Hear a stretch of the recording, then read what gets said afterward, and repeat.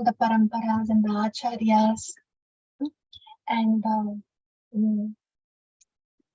all our Gurujana. Starting from there, you see how we are connected, with our immediate Gurudeva. So we actually have a big family, Krishna Samsara. And this Bhagavad Gata, Krishna Katha, is giving us more information about that Krishna Samsara. And it just feels like, all these acharyas, the whole Guru Parampara are taking us back home, back to Godhead, because we have such a big family. We are not Anatha, we are Sanatha. Yeah. So we will hear the Bhagavatam now, Bhagavat Pravaha. So where are we in the Bhagavat Pravaha?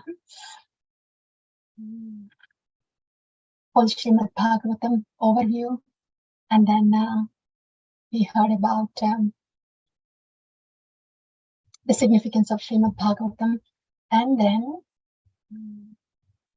the summary of Srimad Bhagavatam, then first canto, second canto. We are in the third canto, and in the third canto, we have heard about Uddhava and Vidura Samvada.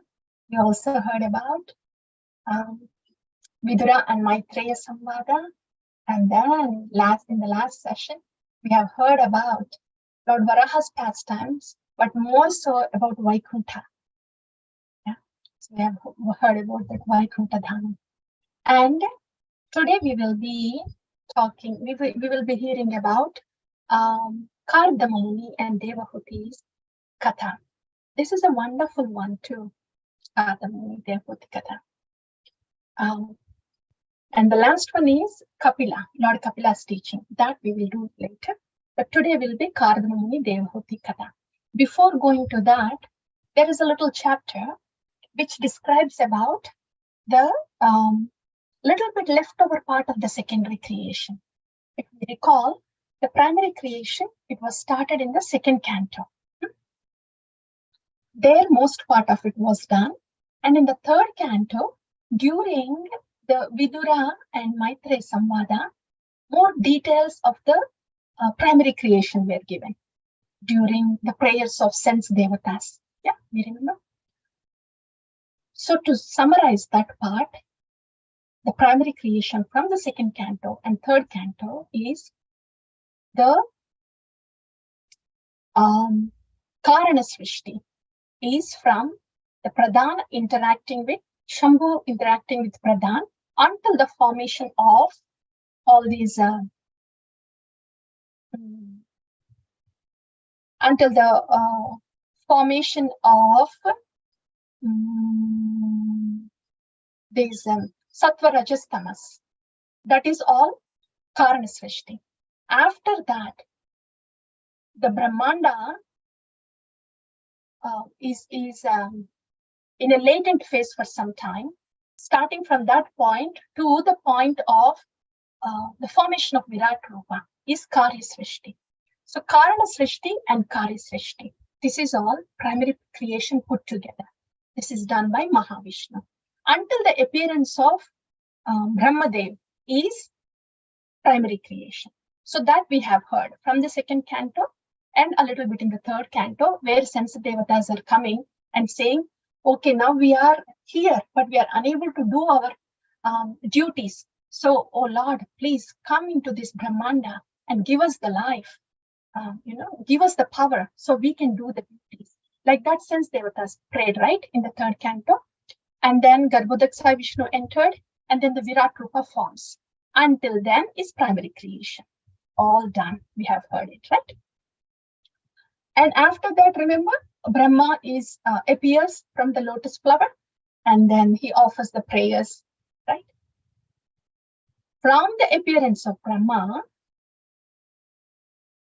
and we will discuss today, until all the species are inhabited in the Brahmanda, that is secondary creation. So far in the secondary creation, what we have heard is the appearance of Brahma, and then he has formed the 14 planetary systems in the Brahmanda, we also talked about the time factor. And after that, we have heard that he started creating, but he had 5 ignorant layers coming out.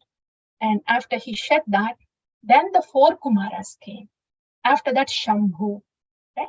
And after Shambhu are the 10 sons of Brahma. And then finally, Swayambhu Manu and Shatarupa. Until then, we have heard. Right? So this is all the secondary creation happening, starting from the Kumaras. We have heard until Swayambhu Manu and Shatarupa. So the description was going to continue what happened after that. But because the sages have asked about Varahadeva, Hiranyaksha, that's why this description about Vaikunta, how Jaya Vijaya ended up being Hiranyaksha and Hiranyakashipu, a little bit about Hiranyaksha and how he was killed, that session came in between because of the question about Varahadeva. Okay, that we have discussed in the last session. Now, continuation of the secondary creation is happening, starting from Swayambhu Manu and Shatarupa, right? Swayambhu Manu came and then he needed to populate the Brahmanda, and that's why Varahadeva has to come and then put our Bhuloka in proper place. So now the secondary creation is continuing. Now that Swayambhu Manu is there, Shatarupa is there, how are they filling this Brahmanda? Because Swayambhu Manu is a Prajapati. He's created by Brahma, so he can fill this Brahmanda. It means he can do this secondary creation. How is that happening? That's the continuation today. After that, we'll start the Kardamuni and Devahuti Katha, but it kind of blends anyway. How it happens is Swayambhu Manu and Shatarupa, they are there, and their progeny are Uttanapada, Maharaja Uttanapada, Priyavrata, and 3 daughters. They are Devahuti, Akuti, and Prasuti. This is the progeny of Swayambhu Manu. Through this progeny, the Brahmanda is going to be populated. So the secondary creation is continuing, starting from the birth of Brahma and the Kumaras coming out. See how the secondary creation is continuing, right? So that we will be discussing first. After Swayambhu Manu and Shatarupa, the progeny of, here we have said, right, about Uttanapada. It will come later in the 4th chapter. The descendants of Uttanapada. Priyavrata, it will come after that, after the 4th chapter. But regarding the Devahuti, we will be hearing now in the 3rd canto. Akuti and Prasuti also, it will come later in the 4th chapter, like that. So that is where we are now. We will be hearing about Devahuti soon. But remember, the Brahmanda is created. Swayambhu Manu Shatarupa are there. The 10 sons of Brahma are there. Okay. But in Brahmanda, there are 14 planetary systems. And in each planetary system, see, this is Bhuloka. Above us is Bhuvarloka. Then Swargaloka. So in the Antariksha part, between Bhuloka and Bhuvarloka, there is Antariksha part. There are Bhutas, Pretas, Pisachas, Rakshasas, like that. And Bhuvarloka, Kinnaras, Kimpurushas, Apsaras, all of them are there. And above that is Swargaloka. There the Devatas are there. And above that are Tapa, Jana, Maharloka, Satyaloka. These are the lokas. How are they populated? And below us, the Nagaloka is there. Atala, Sutala, Talatala, Rasatala. Rasatala is full of snakes. How are they populated? This is what we are going to hear now. This will be a quick one. It's more like a FYI for us to know completely how the secondary creation has happened. So that we will know it in few minutes.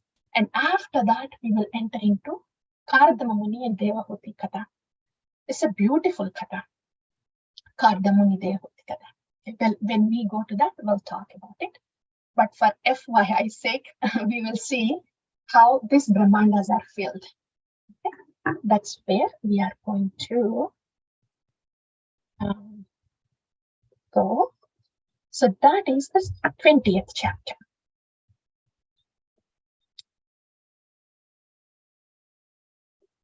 You are not able to see it. I'm sharing now. Yes, please. That's 20th chapter. There's, a little bit of quick repetition of what is primary creation, how Garbhodaksa, how Pradhan interacted, Shambhu interacted with Pradhan, whatever we have discussed so far regarding the primary creation, all the conversation happens again. See, these are all the questions of Shaunak Rishis, and then Vidura is explaining to Maitreya Muni is explaining to Vidura. This conversation goes on, you see. We have discussed this all. Throughout the Bhagavatam, whenever two devotees meet, two sages meet, this is a hi, how are you conversation for them, how the whole creation started like that. So there is a little bit of that description again in this chapter of how the primary creation has happened. And then later on, how Brahma took birth, and then how he started his... After this is the continuation. How Brahma took his birth. Until then, it is described. Now the continuation of what happened after Brahma took his birth. Like the 14 planetary systems are created, right? Now this story is about how the 14 planetary systems are filled. This is what Srimad Bhagavatam says. It says, okay, 5 types of ignorance layers are produced from Brahma. Okay, that also we have heard.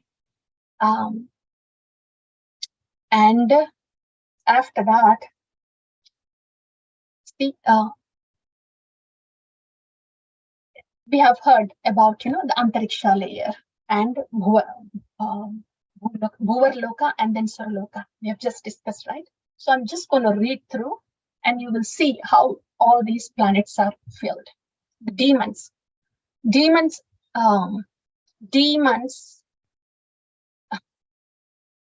are from the buttocks of Brahmadev, and very obviously they are not so pure. So they were approaching Brahma with a lusty desire, and then Brahma was scared. He flew out of fear. Then the Lord said, okay, cast off your body. It means cast off your mentality. The Brahma casted off his mentality. But at least we now know where this impure, the demons came from. And after that, description about how the Gandharvas, Apsaras, we have just talked about, right? In the Antariksha, Bhuvar Loka. These are the beings in the Antariksha and Bhuvar Loka. Just beneath that, this is Bhuloka, and then Antariksha, then Bhuvar Loka, then Suraloka, which is Swargaloka. So these are the beings in this area. Who are they? Gandharvas, Apsarasas. They are born from the beauty of Brahma.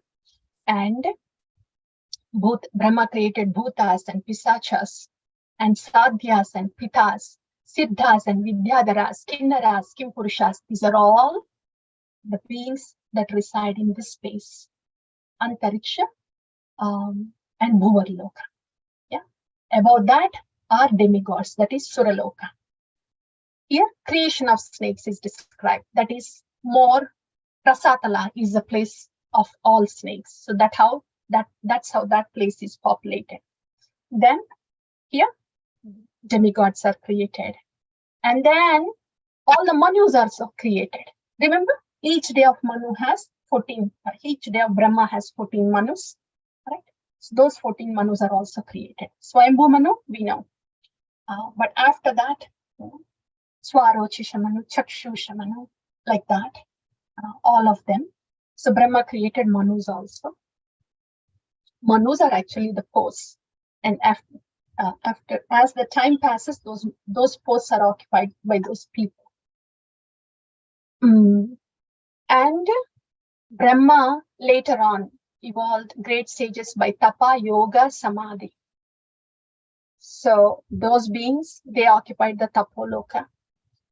And so in this way, this is the end of the chapter, a small one. So in this way, the whole Brahmanda, the 14 planetary systems, they are inhabited by different beings. And this is how they came from Brahma. Okay.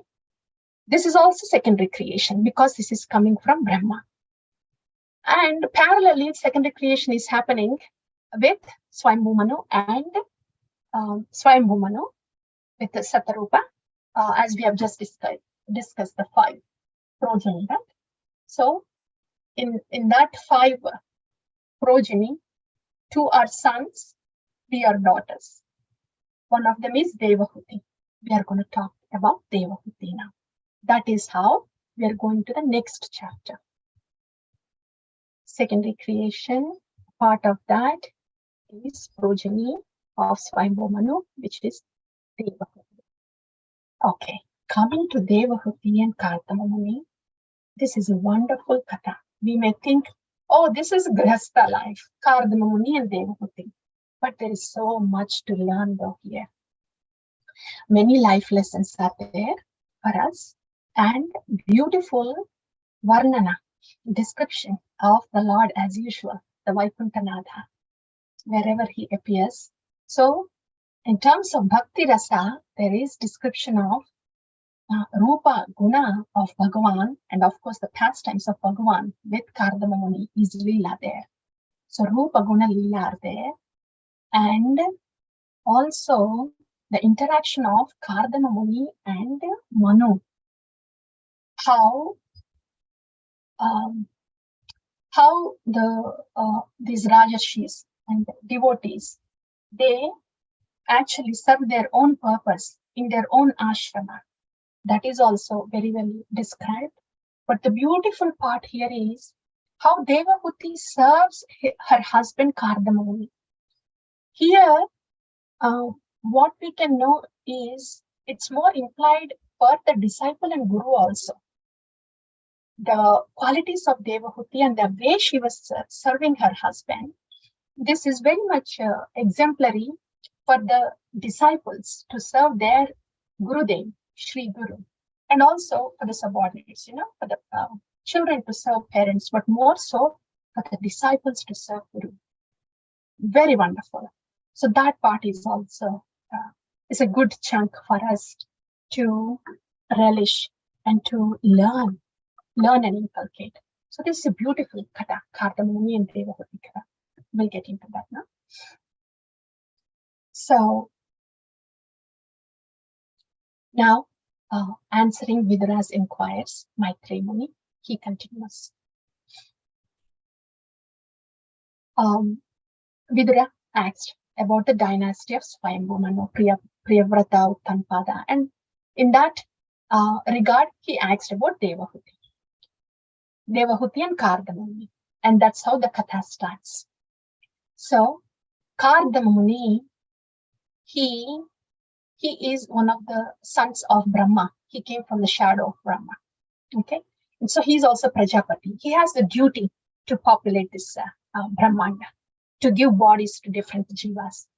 So because he received this order from his father Brahma to go ahead and create progeny, they do the tapasya before they start their service. That's why Kardama Muni was also doing tapasya. He did tapasya for 10,000 years to please Lord Vishnu, to get blessings from him, to actually get a suitable wife for him, because his service is to create progeny. In that regard, he wanted a suitable wife, and that's why he was praying Lord Vishnu for 10,000 years. So he performed bhakti for 10,000 years. That's Kardama Muni. In the forest, he's performing tapasya, and Lord Vishnu, Bhakta Vatsala, is there giving darshan. After 10,000 years of tapas, Lord gave darshan to Kardama Muni. How is the Lord there? Lord was very effulgent. He had this white lotuses in his garland. So garland is made of white lotuses. And he had silk, shining silk yellow dhoti. And as usual, he's very effulgent. His crown is beautifully ornamented. And he has makara kundalas. And he's holding Shankha, Chakra, Gadha, and the lotus flower, Kamalam. Yeah. And this shloka says so beautifully. When Karda Muni opened his eyes, what did he say? What did he say? Vinyasta charanam bhojam amsadeshe garutmataha drishtva ke avastitam vakshashriyam kaustubha kandharam. As Karda Muni opened his eyes, he had darshan of the Lord. Vinyasta charanam bhojam, the lotus feet of Lord Hari. Vinyasta, he was resting. Where? Amsadeshe garutmataha, on the shoulders of Garuda. Drishtva ke avastitam. In this way, he was standing on Garuda. Vakshashriyam, and on his beautiful chest is a golden streak, that is Srivatsa mark, representing Lakshmi Devi.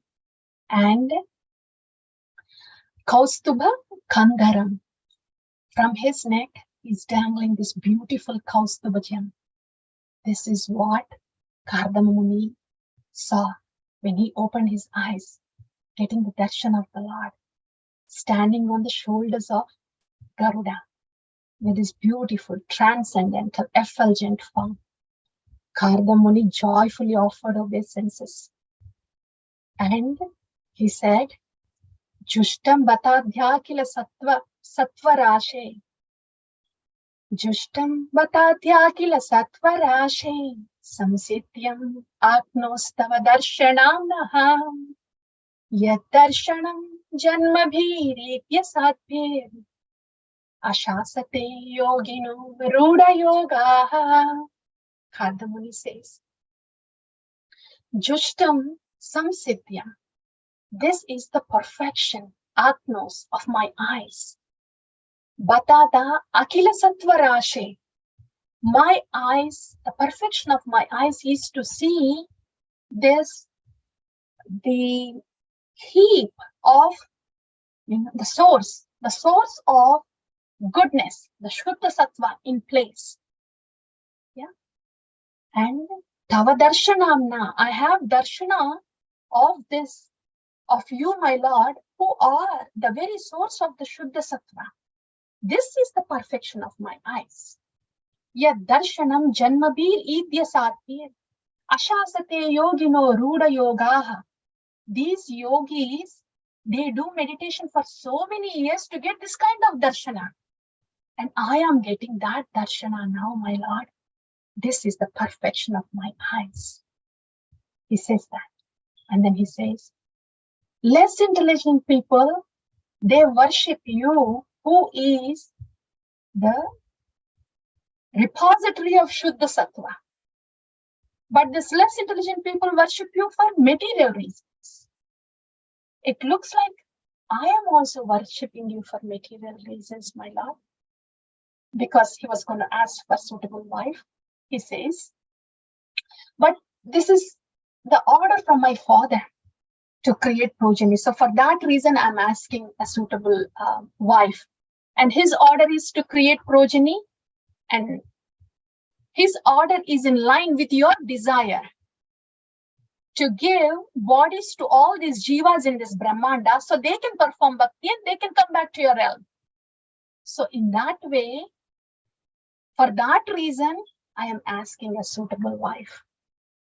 And I am not like, he says, Lokamscha lokanugatan pashumscha hitva shritaste charanata patram parasparam tvatgunavada sidhu piyusha nivyapita deha dharma.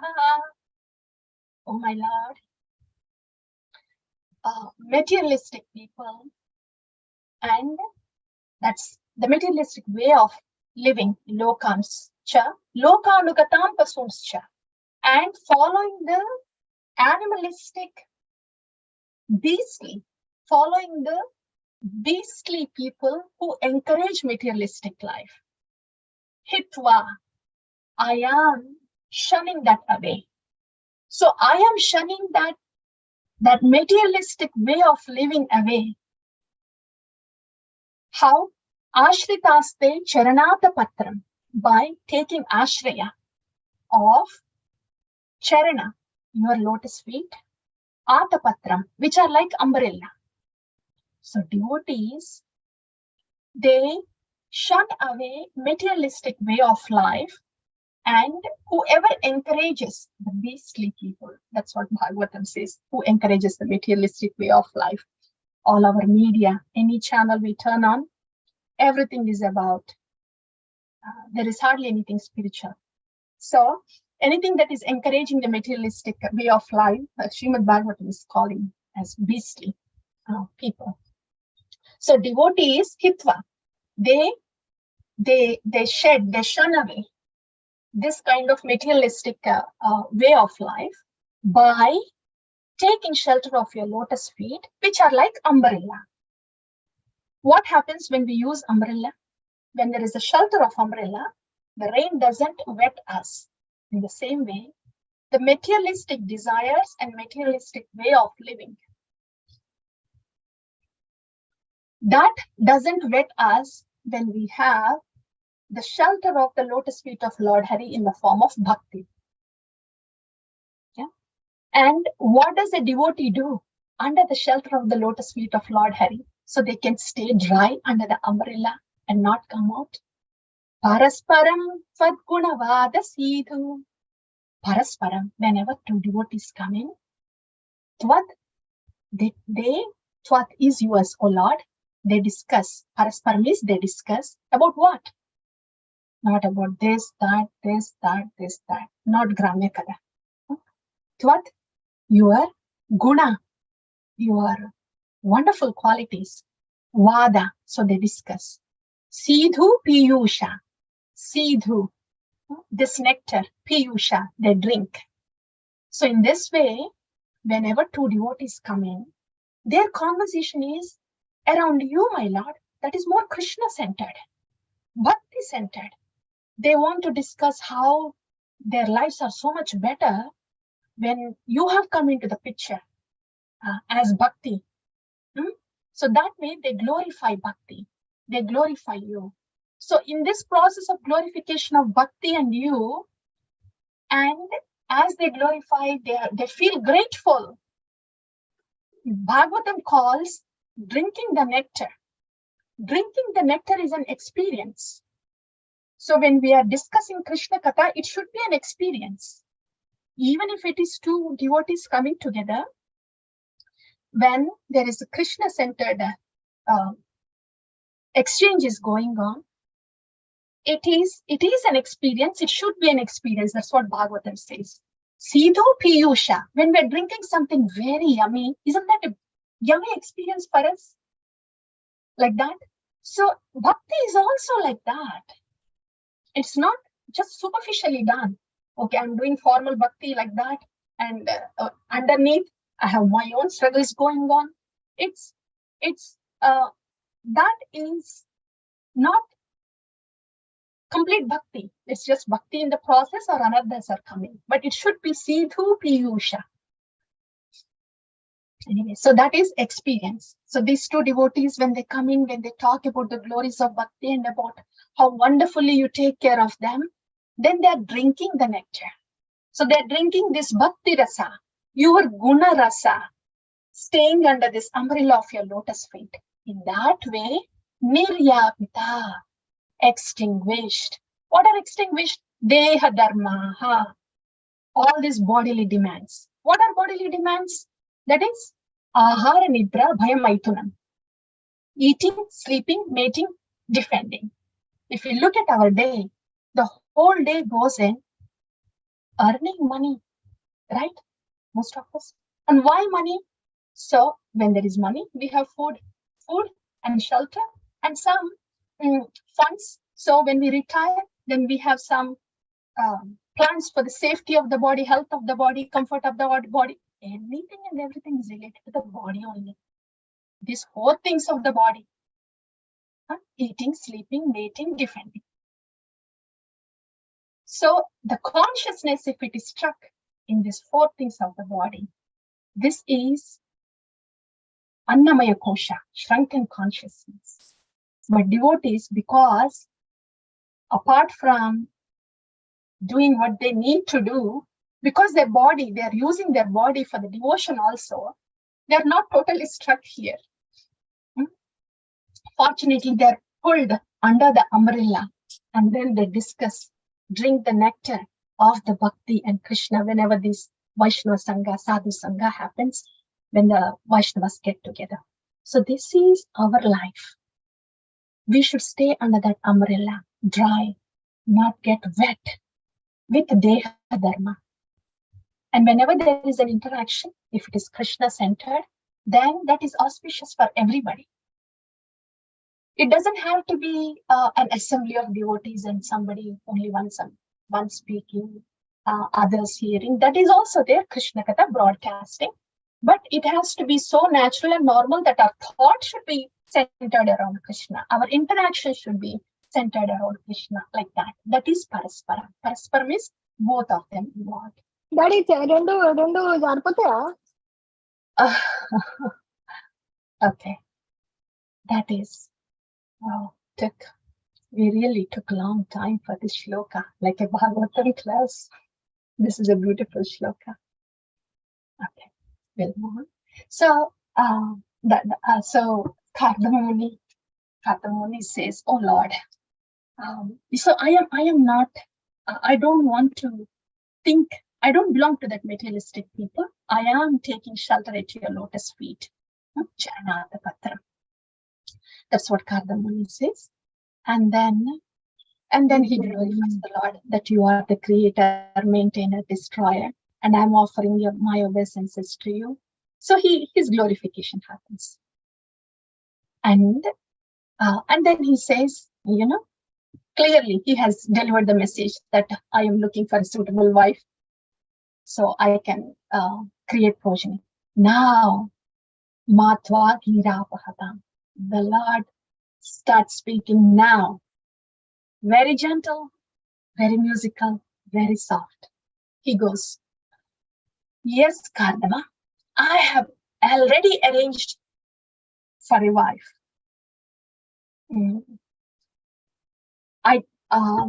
Devotees' desires are never frustrated. Guess what? In about 2 days, Swayambhu Manu, he's going to come to you. As you know, Swayambhu Manu rules the earth. So he's going to come here the day after tomorrow. He will hand over, he will give his daughter, Devahuti, to you. And then you will be giving birth to 9 daughters. Yeah. And after that, I will be taking birth as your son. And then you will continue to do your tapasya, and you will finally attain me. There will come a stage, there will be a stage that you will attain where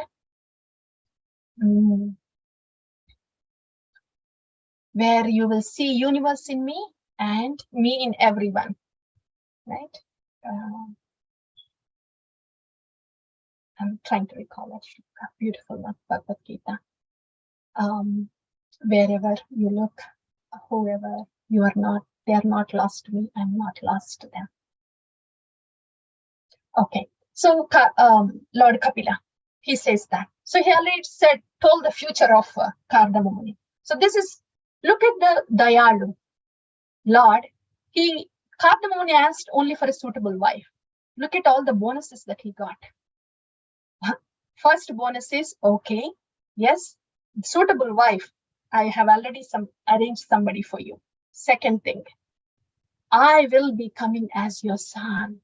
That's just not a bonus. That is, wow, that is the whole substance. Anyway, so Lord was so dayalu that he gave this bonus, this boon also. And then, yomam pashyati sarvatra sarvam chamai pashyati. Tasyaham na pranashyami sachame na pranashyati. You will come to a stage where you will see me everywhere and everything in me. He already gave patafat, 1, 2, 3 boons. Look at the mercy. Devotee was asking for only one, but he already gave 3 of them. This is the guna of the Lord. We have heard about the rupa of the Lord. And the pastime is happening now between the Lord and the devotee. And look at the guna of the Lord. How dayalu is he? This is guna sidhu piyusha. Dwelling onto the quality of the Lord. Dwelling into it, relishing it.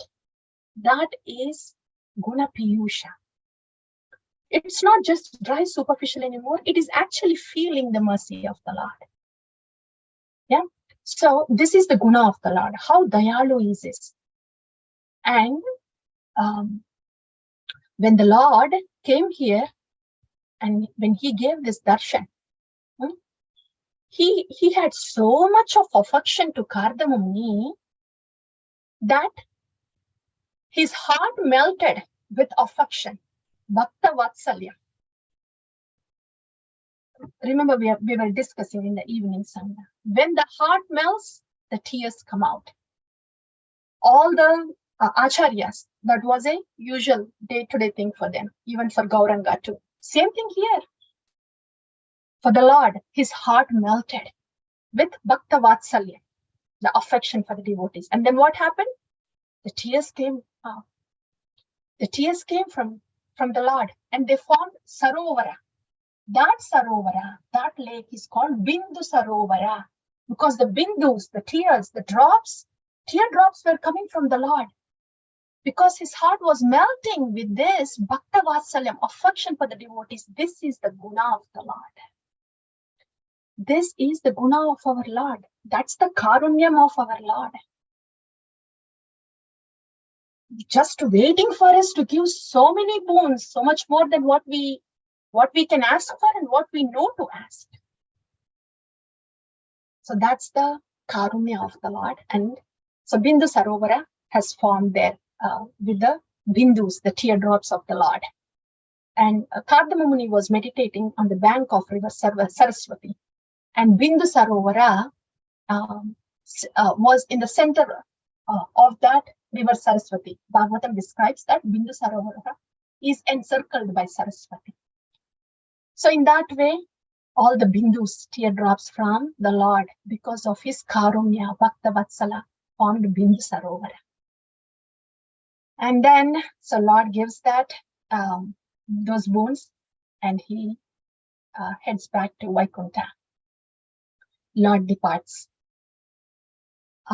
After that, in 2 days, yes, as Lord foretold, Swayambhu Manu with his wife Satarupa and their daughter Devahuti, they come from Swayambhu Manu's kingdom is there, up there, that is Brahmavarta. And the capital is Barishmu. From that planet, they came down here. The couple came down, bringing Devahuti down to give her to Kardama Muni as wife. And then Swayambhu Manu arrives there. And here is the description. Until now, we have heard about the discussion, the pastime of the devotee Kardama Muni with the Lord.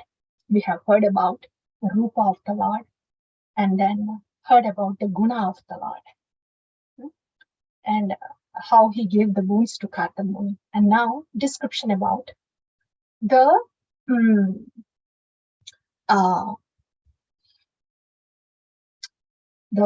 place, the meditation place of Kardama Muni there. How the whole area is so much of in sattva guna. The tears of the Lord, and trees on shores, and birds and bees and peacocks. So our surroundings also influence our state of consciousness. This is more in the mode of goodness, obviously. Yeah. And so Swayambhu Manu saw that, how beautiful that place is. And then Kardama Muni, because he had darshan of the Lord, he didn't look like he was doing tapasya for 10,000 years. He was not emaciated. He was glowing. Kardama Muni. And Kardama Muni, he received Swayambhu Manu. And Kardama Muni is glorifying Swayambhu Manu. Here, Kardama Muni is a Brahmana here, right? And Swayambhu Manu is a Kshatriya. Look at the etiquette here. Devotees of different ashrama, different varna. Actually, ashrama also up until now, but they're different varna. One is Kshatriya and one is Brahma. If we look at their interaction, each one of them glorify the other person, of how wonderfully they are serving. So Kardama Muni is glorifying Manu. Manu is a Kshatriya, right? So how Kshatriya, king, is like Lord. He is the representative of the Lord and gives protection, and how he saves the people from irreligion. So like that, he offers glorification to Swayambhu Manu. And that brings us to the next chapter, how Swayambhu Manu also offers glorification to Kardama Muni. Here, Manu addresses, and Manu offered Devahuti to Kardama Muni. So here, actually, Manu also glorifies Kardama Muni, how Brahmanas, they protect all the Vedic treasure, and how they disseminate the Vedic treasure also. Here, the life lesson for us is, whatever varna that we may belong to, there is no superior or inferior service. All services are the same for the Lord. What matters is, in what mood are we offering that service? Not what kind of service are we doing, what varna we are in. That does not matter. That's one thing. If the housewives are there, then their service is different. If sannyasis are there, their service is different. The brahmacharis are there, their service is different. Like that, services can be different depending upon in which body we are placed in which varna we are in which ashrama we are in. There is no higher or lower service, right? That's one thing. And second thing is, when different devotees interact, how they look at the other devotee and respect them. Right? Here, Kardama Muni was respecting king as a representative of the Lord because he protects the kingdom. And Swayambhu Manu was respecting Kardama Muni as a representative of the Lord because he gives the knowledge of the Lord. Like that. Krishna-centered respect between the devotees. One thing. Second thing is, there is no superior or inferior service. Any service that is given to us in that particular body, in that particular varna or ashrama, that is, all these services are equally important to the Lord. And all that matters is, in what mood are we offering that service? Okay, these 2 points. Okay, that's Kardama Muni and Swayambhu Manu's interaction that we have discussed. And now Manu offers Devahuti to Kardama Muni. And here Kardama Muni, now the next thing. Kardama Muni, when he's speaking to Manu, he says, Manu requests Kardama Muni to please accept Devahuti as his wife. And Kardama Muni also says, yes, of course, I'm looking for a suitable wife too. Yes, I would accept her as my wife. But after the children are born, I have to leave this grihasthashram and I will be gone for tapasya. He tells this ahead of time. And here, if you look at the Vedic system, brahmacharya is an ashram. After that, in brahmacharya, brahmacharya, after that is grihastha, and after that is vanaprastha, and then it can be sannyasa, right? Whatever ashrama they may be, there are 2 things that are observed. Naimitika dharma is the dharma, the responsibility that is specific for that particular ashram. That will go on. A brahmachari, you have naimitika dharma of serving your guru and guruma, guru patni, right?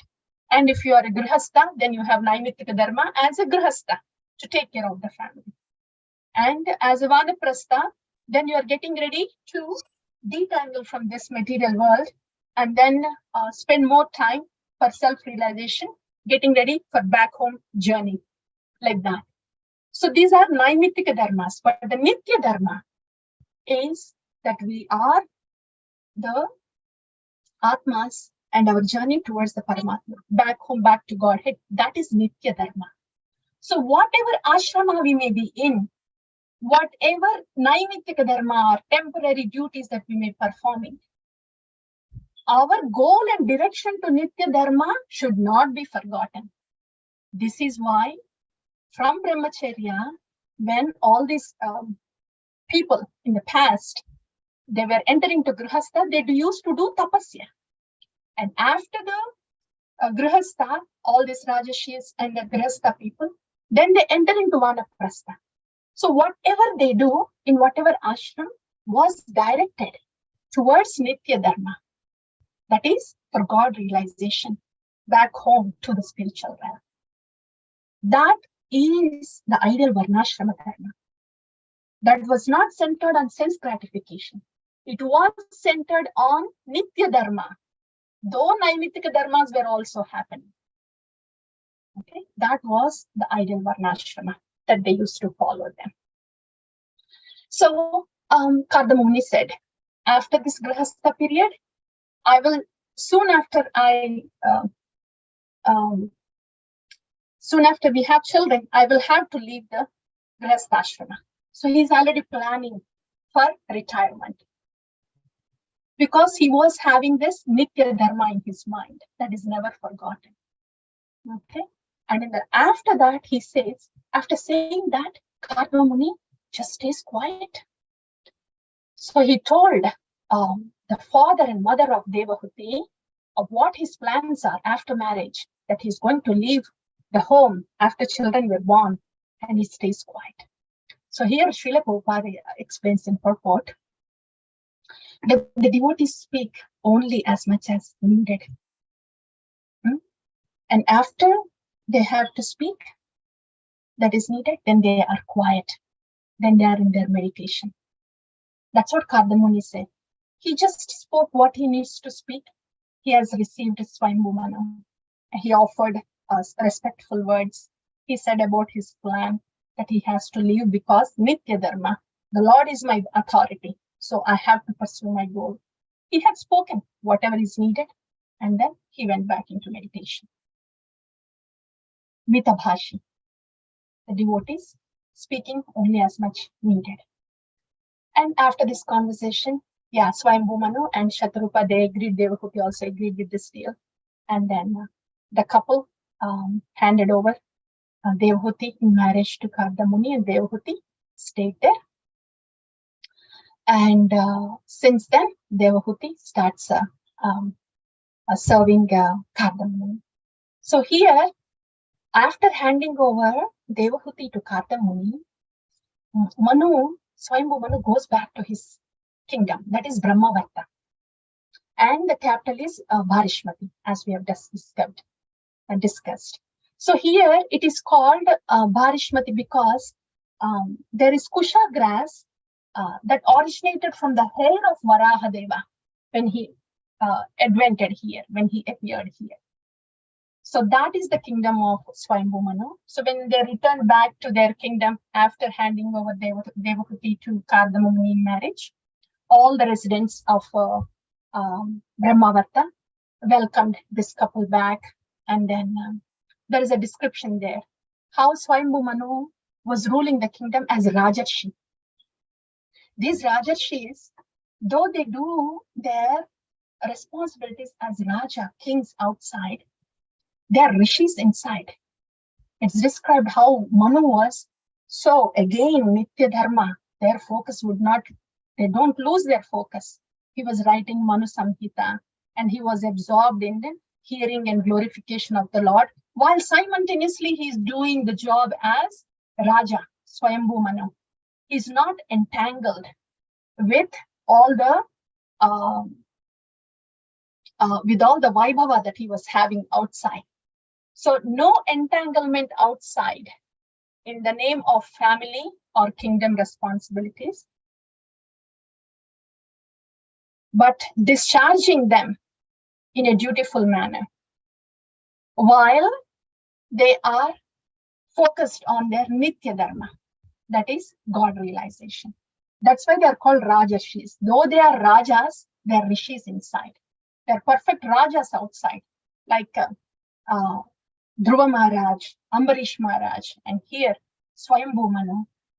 So they did their responsibilities outside without entanglement, but they did not compromise with their internal journey, that is Nitya Dharma. Okay. So that's description about Swayambhu Manu. So that's how Swayambhu Manu went back, and now this is the last one. How Devahuti was serving Kardama Muni. There are a couple of things that we would really love to hear. So, like that, Swayambhu Manu left after handing over Devahuti to Kardama Muni. And then what happened? Devahuti started serving her husband. How was she serving? This is really what we want to hear. Very relishable part. Devahuti Pitribhyam Prastite Sadvi Patim Ingita Kovida Nityam Paryacharat Pritya Bhavani Bhavam Prabhu. Pitribhyam Prastite Sadvi. After her father left her with her husband, Sadvi, the chaste wife, Devahuti, Patim Ingita Kovida, Patim, husband, Ingita Kovida, understood the mind, mood of her husband. First one. Nityam Paryacharat, served every day. How? Pritya, lovingly. The comparison here is Bhavaniva Bhavam Prabhu. Bhavaniva Bhavam Prabhu, as Parvati Devi served Shiva, Lord Shiva. Here, Patim Ingita Kovidam. As we just discussed, we may be discussing about the service of Devahuti to her husband Kardama Muni, but there is so much for the disciples to learn how they can be engaged in Guru Seva, because Guru Seva is the fountainhead where Nama Ruchi can come. And Guru Seva intrinsically has Vaishnava Seva, and there is no Vaishnava Parada. So very important thing, how to do Guru Seva. Patim Ingita Kovidam. She knew the mood of her husband. So here in Guru Seva, we think, what is Guru Seva? First thing is, what is my mood towards my Shri Guru? That's the first thing. Here, beautifully in the second shlokas, these qualities will come. And it will be a good checklist for us. Is this really my mood for my Gurudev, my Shri Guru? Because proportionate in the quantity and quality of my mood to my Shri Guru will be my mood to the Harinam too. So my mood for my Gurudev will be extended and reflected with my mood to the Harinam. That is why if there is Guru Nishta, then this will reflect as Nama Ruchi. We will not be able to access Lord Krishna directly. It has to be through Shri Guru. And what is Bhakti? Bhakti is about connection. Where does connection happen? Not in the thought and mind, it's with the heart, right? So the mood that we have for Sri Guru is the first Guru Seva. And the second thing here is Ingita Kovida, is understanding the mood of Gurudev. Right? Here, understanding the mood of, now we are actually talking about Guru Seva. In Guru Seva, we talked about the first thing is our mood to Sri Guru. And the second point is to understand his mood is also Guru Seva. My mood to Sri Guru is also first thing in Guru Seva.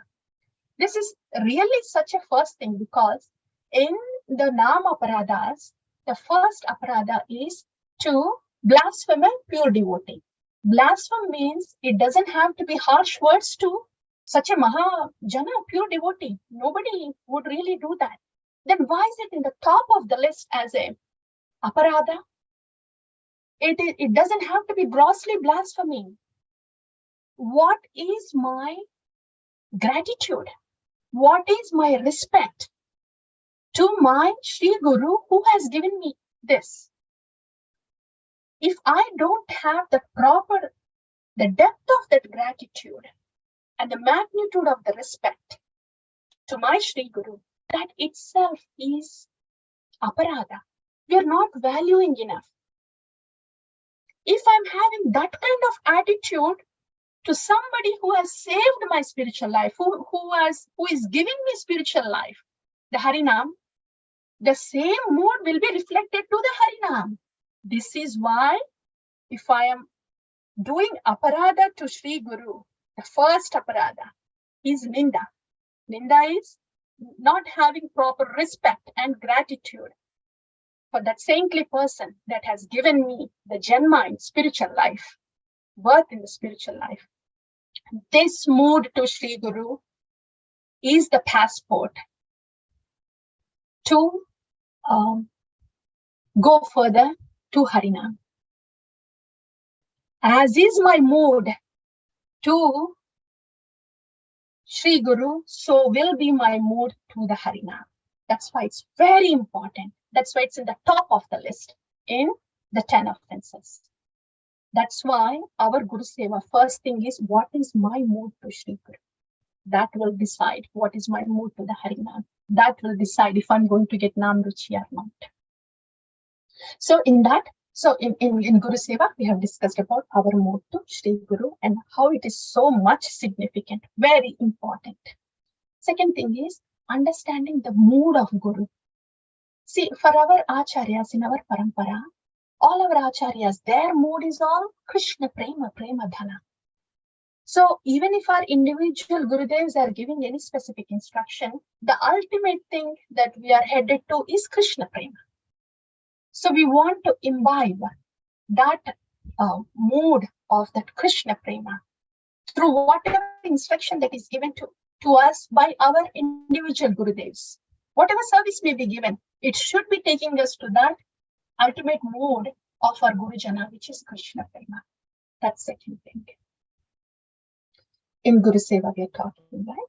And the third thing is in Guru Seva, after the mood, Vapu Seva. When our Gurudev is present around, whatever service that we have, we can offer physically, respect and service that we offer physically will automatically happen based on the first thing, what is my depth of respect and gratitude to my Guru? That will reflect in Vapu Seva, right? When they are physically present with us. And the last one, but very important, is Vani Seva. This is again so important. Based on the depth of gratitude that I have for my Sri Guru, and the importance and emphasis that I'm giving for the instructions that I received from my Sri Guru, the fourth thing will be there, Vani Seva. Vani Seva means performing the instructions of Sri Guru. Like that. So this is Guru Seva, these four things together.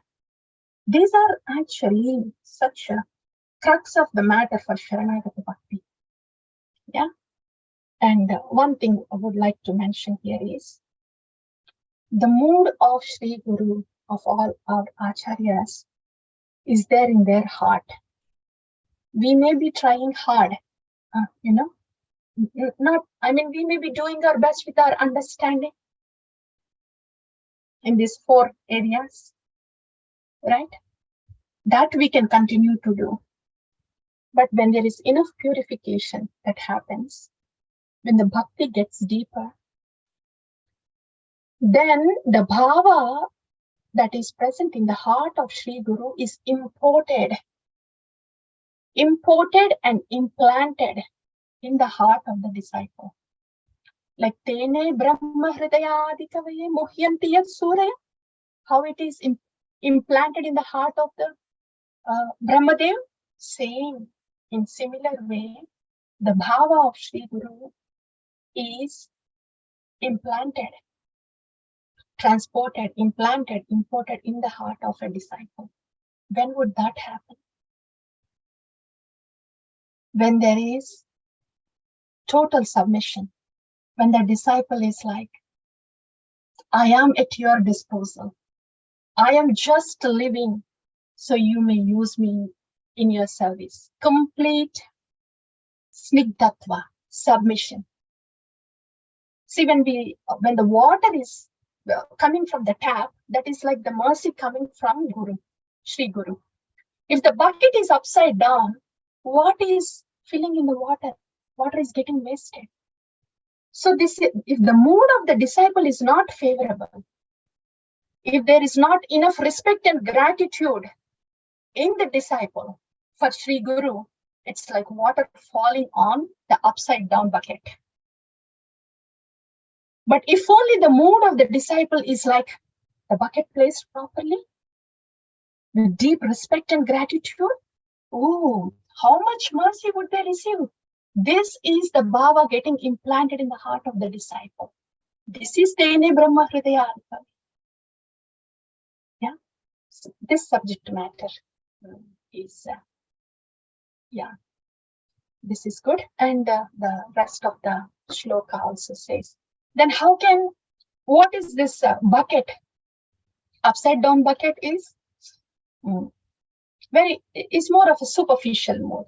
The right bucket is like, that's the begging bowl that we talk about. When the bucket is placed right under the tap is open, the mercy is descending, and the disciple would imbibe that mood. There is not so much of effort to imbibe also. It descends.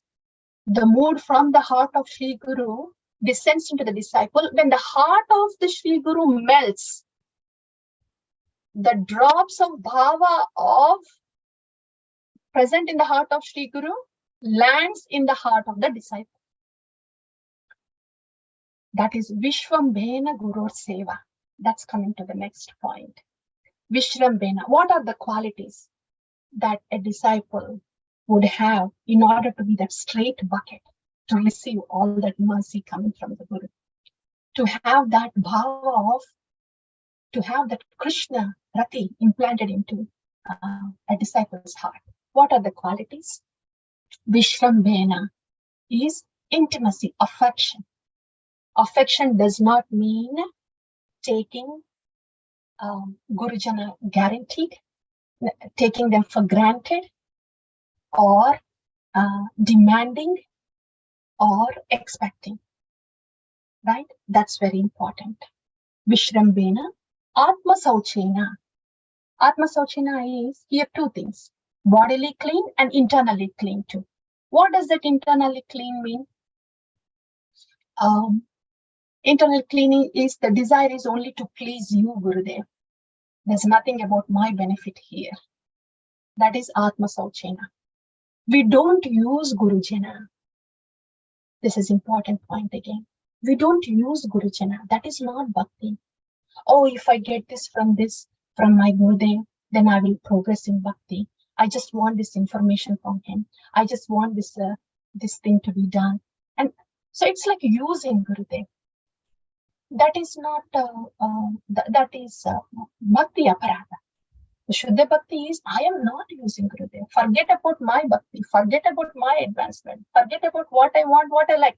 I want to please my Gurudev. When that happens, that will take care of everything. Because Bhakti is their bhava getting implanted into our heart. When would that happen? When their heart melts.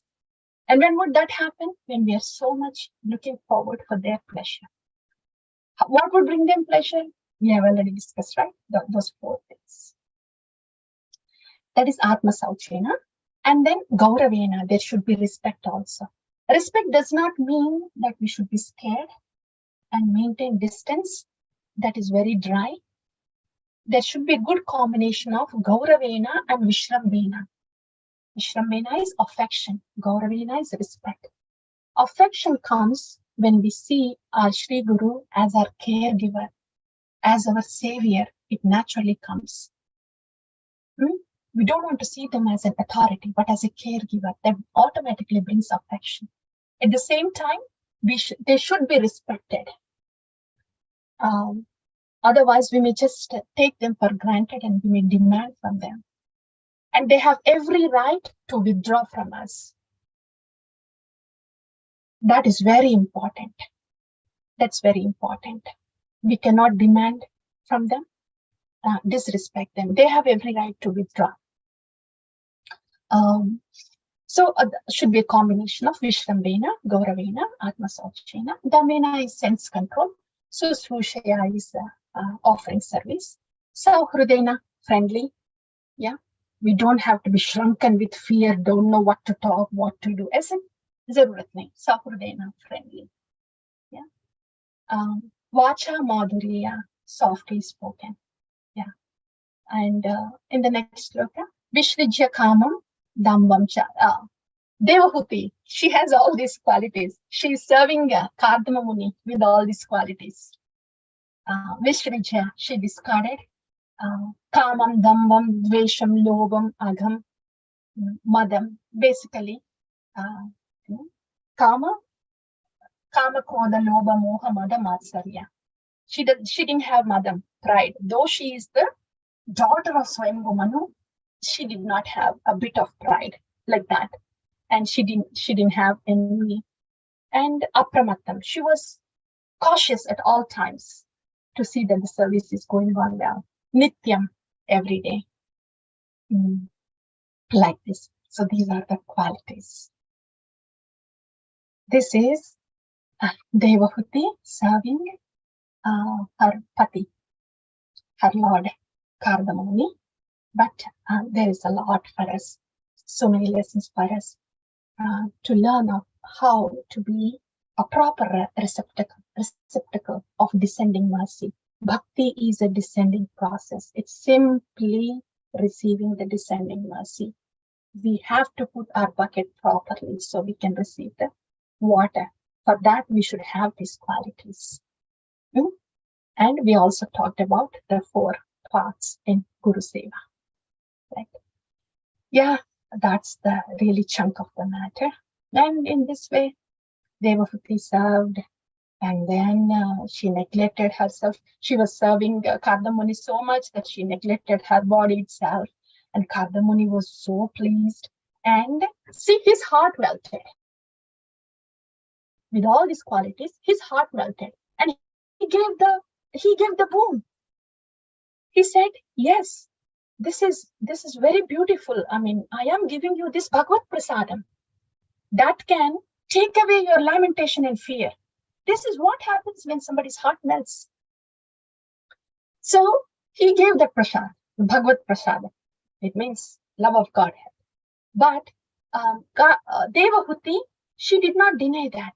She was going to take it, but the Lord's plan is there that he has to come as Kapila. So she was asking for motherhood. She was asking for a son. Yes, I would take this Bhagavad Prasad, but I would like to have son also first, and then I'll take Bhagavad Prasad, because it's all part of the plan of the Lord, right? So in this way, she asked for motherhood. She wanted to become mother. And Kardama Muni, she was very emaciated, Devahuti, because she neglected herself and she served Kardama Muni so much. And Kardamuni, with his mystic powers, she brings back her beauty. And then they will have this aerial mansions and goes around at many places in the universe. And after that, yes, there will be union, and 9 daughters. Devahuti gives birth to 9 daughters. And Kardamuni says, okay, now this is time for me to go. As I promised, I have to leave now. Then Devahuti, what did I do? I just associated with you only as a husband. But you are such a sadhu. I didn't get that spiritual association at all. Samsritir hetur asatam vitrodhiya sayeva sadhu sukruto nisangatvaya kalpate. So this is not fair. See, you are a sadhu. Though I interacted with you on a material platform as a husband, see, that will put me into bondage. Now you are a sadhu. I want to associate with you as sadhu, because association with the sadhu gives liberation. Nehayat karma dharmaya na vairagaya kalpate na tirthapada sevaya jivan api mruto hi sa. If I don't get that association with you as a sadhu, what is the use of all the karmas that I have done? What is the use of religion, religious duties that I have performed, if I don't get the detachment, vairagyam, from this material world, from these material attachments? And what is the use of this detachment from this material world if I don't have the attachment to the seva, to the lotus feet of the Lord? Tirthapada seva. So I want Tirthapada seva. Seva of Tirthapada. Seva of the lotus feet of the Lord. If one does not have that, jivan apimruto hi sa. It is like dead body walking around when there is no devotional service performed. So please give me some bhakti. That's what she asks Devahuti. And that's the end of it. And then Kardamuni, he says, that's it. So Kardamuni says, yeah, of course, yes. By the way, the Lord's prediction is that he has to come as son anyway. So he stays back, and then there will be birth of Kapila Deva. I was trying to open the other one. Then there is birth of Kapila Deva. So Brahmadeva comes down, Swayambhu Manu Shatarupa, everybody. Brahmadeva comes down. See, Narada, Kumaras, everybody, all of them come down to have darshan of Lord Kapila. Yeah. And then Brahma says, oh, this is so good, both of you.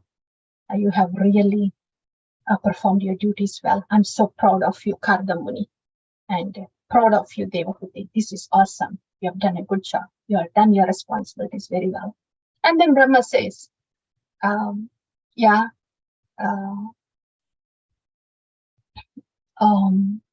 Lord predicted in the very beginning that he will become the son. Brahma also says a few words to Kardamuni.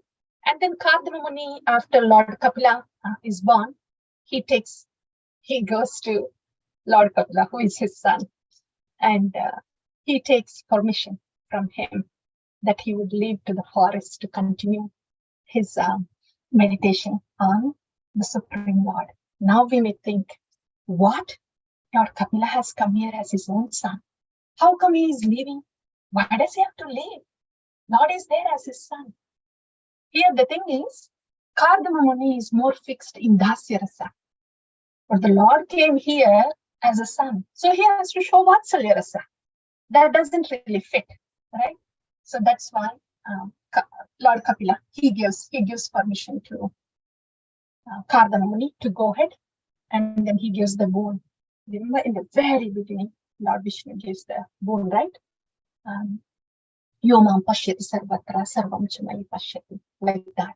So he gives permission to Kardamani and he blesses that he will attain that servitorship, the Dasya Rasa, with the Lord in this life, and he will be able to have darshan of the Lord. So in that way, Kardamani takes permission and blessings from Kapilamuni and leaves that place. Yeah.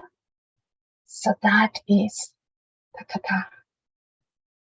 And the next one would be how Kapilamuni instructs Mother Devahuti. But this is about Kardamani and Devahuti. What we have discussed today is the first one is the secondary creation, how all the inhabitants of different planetary systems of Brahmanda, how are they populated, that we have discussed first. And after that, we came to Kardamuni, how he was meditating, and then the Lord descended. There we had heard about the Rupa of the Lord, the Karunya Rasa of the Lord, and the Leela of the Lord, how he was reciprocating so affectionately with his devotees. Instead of just giving what the devotee was asking, one boon, which is suitable wife, Lord gave 3 boons. Suitable wife, him coming as son, and he will be perfected in his meditation. After that, the Lord leaves. And then we talked about the etiquette of these 2 devotees, Kardamuni and Swayambhu Manu. There we discussed whatever varna we may be in, whatever body we may be placed in, all the services are equally important to the Lord. Mood matters, not so much of what kind of service we are doing, that we have discussed, and the etiquette of how the Vaishnavas interact. And Swayambhu Manu, he goes back after giving Devahuti to Kardamuni in marriage. Oh, how Kardamuni, he was Mitabhashi. How all these devotees are focused on Nitya Dharma, the spiritual life, devotional life, while they are simultaneously performing their Naimatika Dharma, other worldly responsibilities. The focus of Nitya Dharma should not be loose. Yeah. And how Kardamuni was a Mitabhashi, just speaking what is necessary.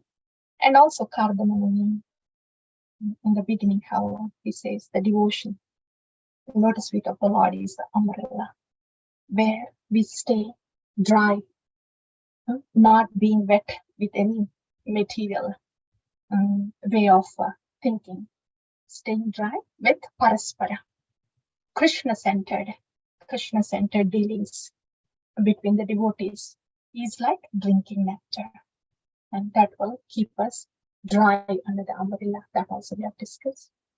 And at the end, we have discussed about the qualities of Devahuti and how she served her husband, Kardamuni. And there we have discussed about Guru Seva. Guru Seva has 4 things. Its importance and saying, what is my mood to Sri Guru? What is the mood of Sri Guru, which is Krishna Prema? So whatever instruction that we may receive from our individual gurus, it will lead to Krishna Prema, right? That is mood of Sri Guru. And then Vapu Seva, when Sri Guru is present around, how would we physically serve him, receive him? This is directly proportional to what is my mood to Sri Guru, right? And the 4th one is Vani Seva. When I'm receiving instruction from my Sri Guru, how much of weightage am I giving to those instructions? Am I just doing it a little bit here and there, or am I really living for those instructions? So how much of it am I giving will depend upon what is my mood to Sri Guru. So this is why mood to Sri Guru is a defining factor, and this will be directly proportional to my mood to the Harinama. That's why Guru Nishtha is proportional. Nama Ruchi is proportional to the Guru Nishtha that we have discussed. And what are the qualities that we as a seeker should have when we are approaching our spiritual caretakers. Yeah, those also we have discussed, especially Vishrambena, intimacy combined with Gauravena, respect. Respect and no demanding. Intimacy does not mean um, disrespecting them, a combination of it. That also we have discussed, and there are other qualities also. In this way, when the heart of the Guru melts, then the drops of the melted heart has the bhava, Krishna Priti, which is imparted and implanted in the heart of the disciple. That's how Shuddha Bhakti happens. Shuddha Bhakti cannot be done on our own. No, we try. All this knowledge, we get it. Bhakti with the body happens. Bhakti doing happens outside. Bhakti thinking happens inside when we are hearing. Only until then, that is our limit. Try and try and try. But the next stage is cry. And that's when the Shuddha Bhakti starts. So the Shuddha Bhakti is received in drops from the melted heart of Sri Guru, based upon how my mood is, my depth of gratitude and respect is for my Sri Guru. Yeah, we have discussed that all. And at the end, Devahuti says, yeah, I'm so sorry, I have just associated you on a platform of life, but please be merciful and give your association as a sadhu. And that way, I will be free of, I will not be in entanglement with this material world around. And I will be detached from materially and attached to the service of Tirthapada Seva. So please give me your saintly association now. Also, please give me a son, because when you leave, then that son will give me the fearlessness. So in this way, Devahuti prays, and Kapila, Lord Kapila, he makes his appearance. Brahma comes down, and then Kardama Muni seeks blessings from Lord Kapila, and then he leaves to the forest and he perfects his life as blessed by the Lord. Yeah, I'll pause here. Thank you all so much. Thank you for your time, for your presence, for your sincerity. I know we kind of started a little late, so that's why we ended a little late. Didn't want it to rush. Thank you for your patience. I'll stop sharing. It's all